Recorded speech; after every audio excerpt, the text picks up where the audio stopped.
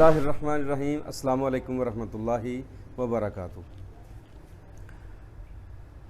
مردانہ سیمن کے اندر سپرمز کا ایشو بہت زیادہ آج کل آ رہا ہے، اور بے اولادی کے مین اسباب میں مردانہ بانجھ پن جو ہے نا وہ سب سے آگے ہے۔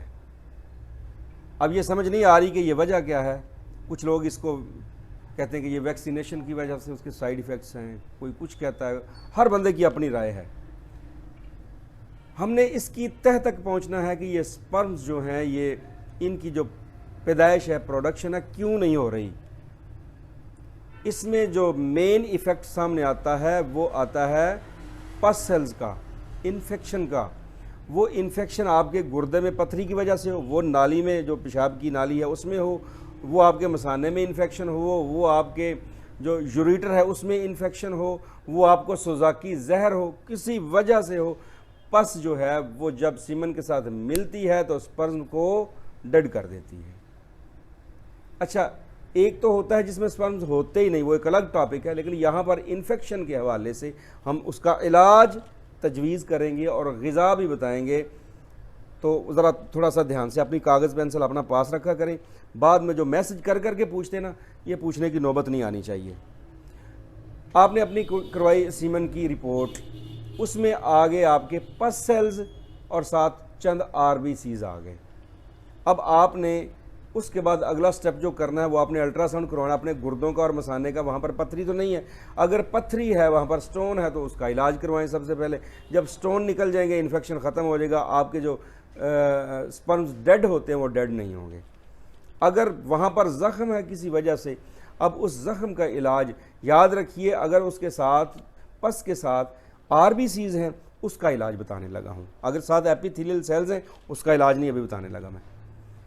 جو نظریہ مفرد اعضاء کو سمجھتے ہیں، پڑھتے ہیں، اطباء ہیں، یا آپ بھی سادہ لوگ بندے جو سمجھتے ہیں اس چیز کو، آپ اپنے علاقے میں کسی جو نظریہ مفرد اعضاء کا پریکٹیشنر ہے، طبیب ہے، اس سے رابطہ کر لیں تو اس سے یہ آپ دوائی لے سکتے ہیں یا بنا بھی سکتے ہیں۔ اگر خود نہ بنا سکے تو ان سے رابطہ ضرور کریں، ان کی زیر نگرانی تیار کروا لیں۔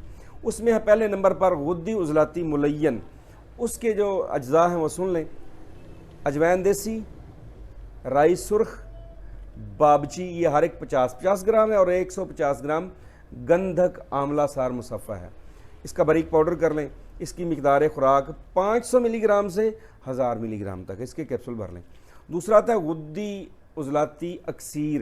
یہ اکسیر آپ خود تیار نہیں کر سکتے، یہ آپ کسی نظریہ مفرد اعضاء کے طبیب سے ہی لیں گے۔ اس کا ایک خاص طریقہ ہے، اس میں مصفہ پارا کرنا پڑتا ہے، پھر اس کو گندھک کے ساتھ اس کی کم از کم 10-12 گھنٹے اس کی رگڑائی کھرلائی کرنا پڑتی ہے، پھر وہ تیار ہوتی ہے۔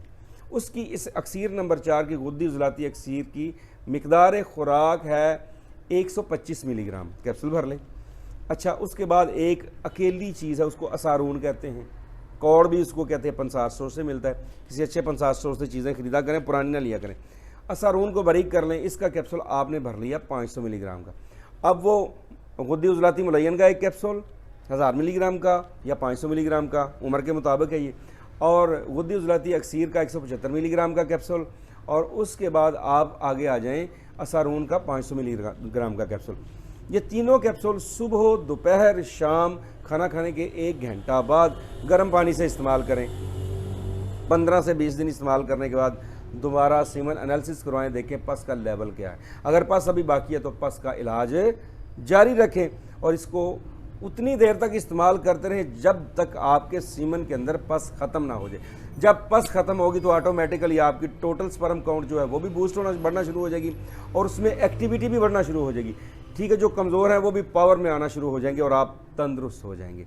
ٹھیک ہے، یہ تو پس تک کا علاج تھا۔ تو ہم اپنی اگلی ویڈیو کے اندر آپ کو جن کی پس کلیئر ہوگی لیکن ان کے وہ سپرم جو ہے وہ پیدا نہیں ہو رہے، وہ ایکٹیو نہیں ہو رہے، اس کا علاج بتاتے ہیں۔ تب تک کے لیے اجازت دیجیے۔ جزاک اللہ۔ السلام علیکم ورحمۃ اللہ وبرکاتہ۔